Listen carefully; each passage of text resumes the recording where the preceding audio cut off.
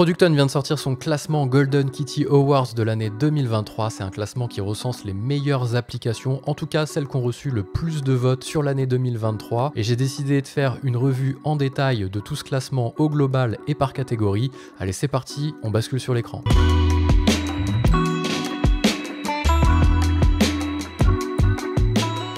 Voilà, si vous aviez vu ma vidéo l'année dernière et si vous me suivez sur Twitch, vous savez que de temps en temps, en tout cas toutes les semaines quasiment, je fais une revue des meilleurs outils qui sortent sur la semaine écoulée Product Hunt. Allez voir la chaîne Twitch, c'est tous les lundis matins.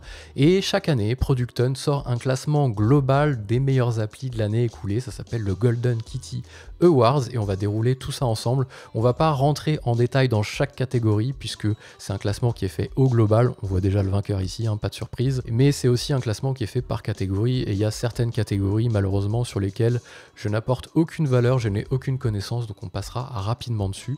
Mais on commence tout de suite par le produit de l'année sans surprise, c'est de l'intelligence artificielle. On verra que de toute façon dans le top 4, voire dans le top 5, voire dans le top 20, c'est de l'intelligence artificielle. Hein. L'année 2023 a été rythmée par les sorties d'intelligence artificielle.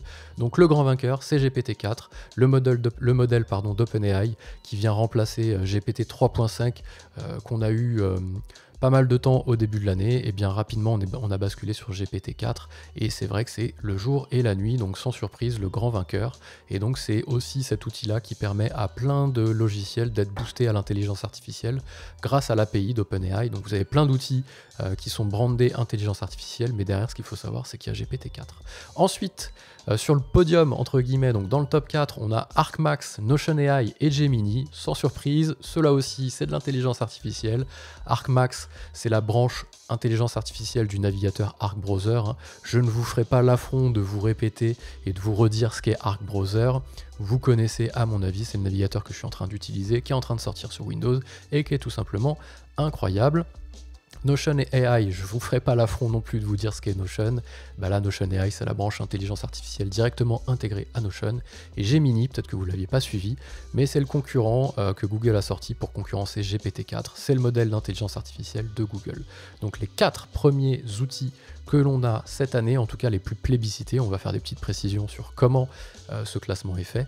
En tout cas, les 4, c'est de l'intelligence artificielle. Justement, avant de passer au classement par catégorie, je rappelle que c'est pas un vote arbitraire de la part de Product Hunt. Hein. Si vous connaissez Product Hunt, vous savez que c'est du classement participatif, donc les gens viennent voter pour les produits qu'ils aiment bien, ce qui fait que ça fait remonter les produits chaque jour et chaque semaine, chaque mois, et aussi chaque année avec le Golden Kitty Awards. Donc on peut avoir des outils qui se retrouvent ici, non pas parce qu'ils sont incroyables, juste parce qu'ils ont réussi à mobiliser leur communauté, parfois avec des méthodes discutables, comme exemple, je vous offre 3 mois de crédit sur mon outil Deepfake si vous allez voter sur Golden Kitty Awards pour que je ressorte et que ça me fasse un petit peu de publicité marketing. Donc bon, peu importe. C'est le jeu aussi du classement participatif, hein. C'est la force aussi de mobiliser une communauté. On va passer sur la partie développeur, c'est typiquement le genre de catégorie où j'apporte pas beaucoup de valeur, j'ai pas du tout de connaissances en développement, je suis pas développeur, mon métier à la base c'est d'être consultant fonctionnel sur les outils et j'ai ensuite créé une société dans ce domaine. Mais là en effet, le premier outil c'est Resend, c'est un outil qui permet de faire de l'email transactionnel lorsque vous développez un SaaS, plutôt que vous embêter à tout redévelopper sur l'email de notification, quand quelqu'un s'est inscrit, que ça confirme son inscription, etc. Vous prenez un outil tiers qui a été développé et pensé pour ça, Resend en fait partie et il a fini premier et c'est pas un hasard parce que c'est un très bon outil pour du transac. Ensuite design, là-dessus typiquement j'ai aucune valeur, il y a de très très bons youtubeurs je suis sûr qui parleront de ces outils beaucoup mieux que moi, mais là Jitter en gros c'est un outil qui permet d'animer des mock-ups pour pouvoir faire de l'animation par exemple d'un mock-up qu'on aurait sur Figma, de pouvoir l'animer avec de l'intelligence artificielle, donc on peut créer nos propres animations assez rapidement sans trop de connaissances malgré tout, donc c'est assez incroyable. Ensuite en no-code, là c'est pas mal parce que c'est un outil sur lequel on est revenu pas mal de fois cette année sur la chaîne. Il s'agit de Bento. Bento c'est un petit outil qui permet de mettre ses liens en bio. Vous savez, une époque Instagram ne permettait de mettre qu'un seul lien en biographie. Donc on mettait des liens sur lesquels il y avait des liens empilés, Linktree notamment est le plus connu. Et Bento c'est voilà, c'est un Linktree en plus poussé puisque vous venez copier-coller tous vos réseaux, ils se mettent en briques ici, c'est assez joli. Bon, j'ai pas la prétention d'avoir fait un truc incroyable pour le mémo là, mais vous voyez on peut intégrer des embeds directement Spotify, Spotify, Gumroad, ça récupère automatiquement les petites icônes. On peut lancer aussi des playlists, il y a aussi de l'interaction à l'intérieur des tuiles, hein. C'est pas que du design comme ça, vous pouvez vous abonner directement à la chaîne YouTube. C'est un Linktree 3.0 et c'est pas un hasard d'ailleurs si Linktree les a rachetés. Donc Bento, très content de les voir là, ils méritent franchement, et c'est une team qui a réussi à exécuter le projet. Ils n'étaient pas nombreux, ils ont vraiment fait de l'agile à fond, on itère. Pendant longtemps ils sont restés dans l'outil sans la possibilité de changer son mot de passe. C'est vous dire comment les développeurs et l'équipe produit a été efficace, et c'est pas un hasard s'ils ont réussi à vendre aussi vite, franchement, ils ont exécuté parfaitement, chapeau à eux. Data et sécurité, là je passe là-dessus, j'ai aucune compétence, je vais raconter n'importe quoi, c'est très technique. Open source, je m'y suis longtemps intéressé, donc ça m'intéresse quand même de voir quel outil a fini premier de la catégorie open source. Il s'agit de Novu. Open source notification, alors c'est un petit peu la même chose que Resend qu'on a vu tout à l'heure, désolé pour l'accent, on va le faire en français, ce sera plus simple. Resend, tout à l'heure qu'on a vu qui faisait de l'email transactionnel, là c'est de la notification in-app, à l'intérieur de l'application. Donc il y a plein d'outils maintenant où lorsque vous êtes dessus, vous avez des notifications sans pour autant recevoir de la notification par email. Et bien voilà ce que propose en open source cet outil-là que vous pouvez utiliser et héberger du coup, vu que c'est de l'open source a priori, sur votre propre infrastructure. Produit AI, alors là on n'en a pas entendu parler, pourtant niveau outils, je fais de la veille de tous les instants et j'en ai pas forcément entendu parler. À la limite Bard, on en a plus entendu parler que Dora. Malgré tout, ils ont réussi à bien mobiliser leur communauté. Ça m'étonnerait pas qu'ils aient un petit peu appuyé sur le je vous offre des crédits, venez voter pour moi. Bon, je me prononce pas, mais vu que j'en ai pas beaucoup entendu parler, à moins que ça soit... Ouais, bon, bref, encore un outil de génération par intelligence artificielle. Bon. AI Future, alors là c'est bien, alors là on a la tripotée de choses qu'on a parlé sur la chaîne. En effet, Notion AI, il a fini premier carrément au global. Guide, on en a parlé aussi, mais c'était pas cette année, c'était l'année dernière, je crois, si je dis pas de bêtises. J'avais fait un... je m'étais mis à l'époque sur TikTok, que j'ai arrêté pour plein de raisons, mais je crois que le TikTok avait fait 100 000 vues sur Guide, il me semble, un truc comme ça. Je me demande si mon compte n'est pas encore créé TikTok, je sais pas si j'ai accès ici, bref. Je crois que j'avais fait, j'étais là en mode ok, TikTok c'est quand même assez énervé. Et Guide en fait ça vous permet de faire des procédures, donc d'enregistrer lorsque vous faites des foires aux questions, des procédures. Vous lancez un enregistrement un petit peu comme Loom, sauf que derrière il va enregistrer, faire des screenshots automatiques, des petites étapes, etc. C'est génial. Allez voir, je mets le lien quelque part ici si vous voulez voir la vidéo sur Guide. AI Model, bon bah là hein, sans surprise, GPT-4, Midjourney, DALL-E et Mistral, le petit français. Si c'est bien Mistral AI dont on parle. Allons voir, oui c'est bien Mistral AI dont on parle. Donc ça fait plaisir de les voir ici. Ils ont bouclé leur levée de fonds. On en a beaucoup parlé avec la régulation de l'IA en Europe. En même temps que l'IA se régulait en Europe, que le texte avait été adopté, on avait Mistral qui validait sa levée de fonds. Sur fond de lobbying, ce genre de choses. Donc, en tout cas, ils sont là, ça fait plaisir. On n'a pas fini d'entendre parler de la régulation de l'IA en Europe. En tout cas, eux, ils ont bouclé leur levée de fonds, ils vont pouvoir accélérer bien fort. Et après les autres, hein, je vous fais pas l'affront de vous les présenter. J'aime bien ça en ce moment-là, je vous fais pas l'affront. Hein. Désolé, c'est un tic de langage que j'ai en ce moment. Donc GPT-4, Midjourney, DALL-E, les deux suivants, là, GPT-4 c'est de l'écrit, et Midjourney et DALL-E c'est de l'image. Je viens de me faire scalper par le fond vert, sympa.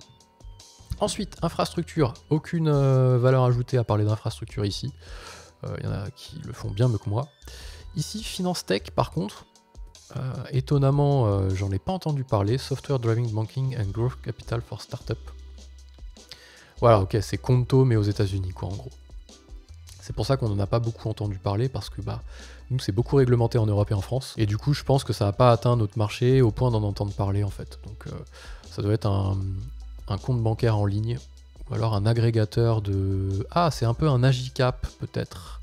Cash management, j'ai dit des bêtises. Suivi de trésorerie, etc. J'aime bien comparer les outils avec des choses qu'on connaît tous en France. Donc c'est un peu un Agicap bis, mais sur la partie États-Unis, US, Amérique du Nord. Mobile app, bah là, Evi, je le connais pas. Log your workout track. Alors eux, c'est un truc assez... B2C, donc là moi je parle pas trop de ça en général sur ma chaîne. Alors c'est toujours bien pour les créateurs d'entreprises, les freelances, les solopreneurs de se maintenir en forme, donc allez voir Evi, moi j'ai pas de valeur à parler de ça. ChatGPT for iOS, forcément, bien entendu, qui est quand même dans la liste, donc c'est l'application mobile de ChatGPT. Web3 crypto, j'ai un peu lâché cette partie-là, j'ai surfé sur la vague à un moment, parce que je me suis pris C'était pas opportuniste en mode tiens je vais créer une chaîne YouTube, j'avais créé le Web3, qui est toujours en ligne d'ailleurs, mais parce que j'étais vraiment happé par ce truc quoi. Et après c'est un peu retombé et je m'en suis un peu désintéressé on va dire, donc j'ai plus trop de... Ça m'intéresse toujours en mode décentralisation, pas trop en mode crypto, d'ailleurs je traitais jamais trop des outils, des sujets crypto sur cette chaîne. Mais du coup, je me suis un peu... j'ai perdu mes compétences là-dessus, donc je préfère ne pas en parler plutôt que dire des bêtises.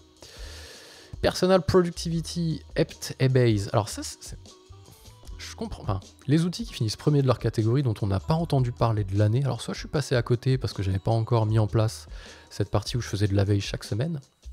Arcmax, oui, sans problème.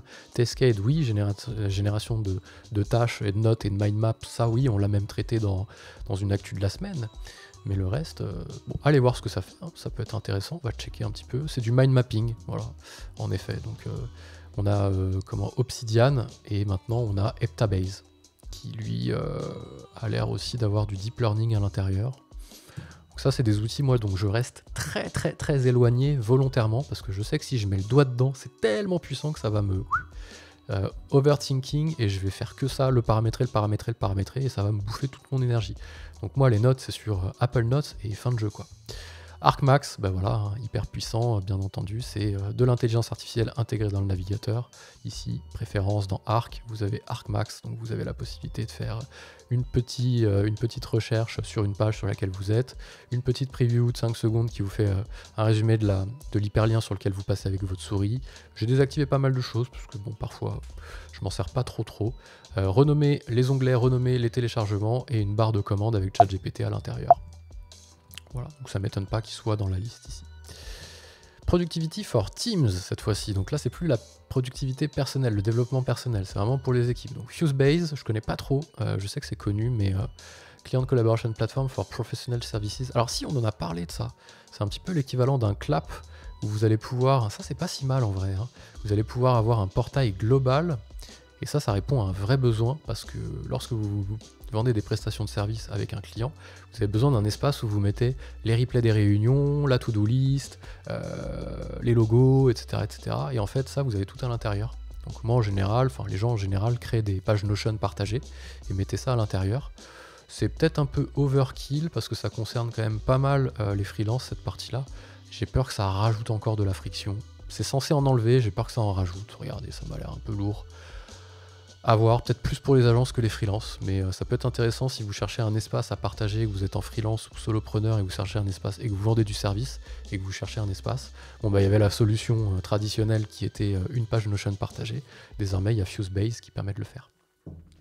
Je suis content de voir mon petit Folk ici, c'est le CRM nouvelle génération qui apporte un vent de fraîcheur sur le monde des CRM. Je suis content de le voir ici. Il y a encore beaucoup de Pipedrive et Pipedrive éclate à fond. Ils prennent encore plus de parts de marché, l'outil devient juste incroyable. Mais je trouve que c'est intéressant d'avoir quand même un compétiteur dans le marché qui vient et qui bouscule un petit peu tout ça avec une approche un peu différente. Folk en fait partie, pareil, je vous laisse aller voir la review complète que j'ai fait sur le sujet. C'est vraiment un chouette outil. Marketing and Sales, donc là DID, ça y est. Alors on était obligé quand même d'avoir un classement et d'avoir de l'intelligence deepfaking. Eh bien c'est le cas, vous pouvez générer un avatar qui vient apprendre de votre visage grâce à votre smartphone. J'en ai un peu marre ces outils-là, je dois l'avouer, donc j'en ai parlé sur une actu de la semaine. C'est bien de savoir que ça existe, c'est bien de savoir qu'ils ont récolté pas mal de votes de la part de la communauté. Peut-être en échange de crédit, je n'en sais rien, je ne m'aventure pas sur ces terrains-là, mais ce serait fort possible. Social and Community, les réseaux sociaux, Thread, sans surprise, Blue Sky, tiens, c'est marrant. On sent que ça pousse derrière Twitter, hein. L'indication que ça nous donne, c'est que Twitter, là, il commence à... c'est un peu chiant, hein. Donc là, il y a Threads de Meta, Instagram, Facebook, donc Threads, qui est l'équivalent de Twitter, mais chez Meta. Blue Sky, qui est la plateforme Twitter décentralisée 3.0, Web3. Typefully, qui est lié cette fois-ci à plutôt, je pense, à Twitter et LinkedIn. Donc c'est ce qui permet d'écrire des posts grâce à l'intelligence artificielle et des to-do list sur les réseaux sociaux. Donc c'est pas mal pour les community managers, pour les gens qui font du personal branding. Donc Typefully 2.0. Et après, on passe à la partie Bootstrap. Génial, je suis trop content de voir Tally ici. Tally, c'est un petit outil. Je crois que j'ai fait mon Tally. Je crois que j'ai fait un formulaire sur Tally. Ouais. Comme ça, je peux vous montrer. En fait, c'est un générateur de formulaire. Alors ça, c'est les coulisses. C'est pas vraiment le... Ah non, c'est le formulaire. On va l'ouvrir en navigation privée. Peut-être que vous voyez un peu à quoi ça ressemble. Hop. Voilà. Ah, j'ai pas partagé le bon lien. Décidément. Qu'est-ce que j'ai foutu? Hop, share, copie. Voilà, c'est pour ça. Et ça vous fait un petit formulaire. Faut que je change l'entête, elle est dégueulasse. Elle est toute pixelisée. Et donc, ça peut paraître tout bête, mais on en a un peu marre du Typeform. Voilà, Tally, pareil, apporte un vent de fraîcheur. C'est un peu l'équivalent de Folk qui vient gratouiller HubSpot et Pipedrive. Bah, c'est pareil avec Tally qui vient gratouiller Typeform. Je crois à vérifier que c'est français en plus. Donc, ne nous privons pas. Ensuite, Maker of the Year. On a fini puisque bah, ici, c'est les développeurs. Enfin, les développeurs. Les makers, donc c'est les gens qui ont mis en ligne des produits et qui ont eu le plus de renommée. Donc voilà, là ici c'est une partie un peu moins intéressante parce que ça ne parle plus d'outils mais de créateurs. Donc c'est des personnes physiques et non plus des outils. Donc ça sonne la fin de ce classement. Après 15 minutes, donc c'est un bon classement, bien lourd, bien deep. J'espère que cette petite revue vous a plu. Ça permet de faire une rétrospective Product Hunt de l'année. Vu qu'on en fait une chaque semaine, eh bien on est 30 janvier. Voilà, il me restait encore un jour pour faire mes vœux officiels Product Hunt avec le Golden Kitty Award. C'est chose faite. J'espère que ça vous a plu. N'hésitez pas à poser vos questions si vous en avez en commentaire. Mettez un petit like si la vidéo vous a plu. En général, sur cette chaîne, je parle du meilleur de la tech pour les entreprises. Ça va être des reviews, ça va être des tutos, ça va être des cas d'usage, des replays de live. Donc n'hésitez pas à vous abonner. Et moi, je vous dis à très vite.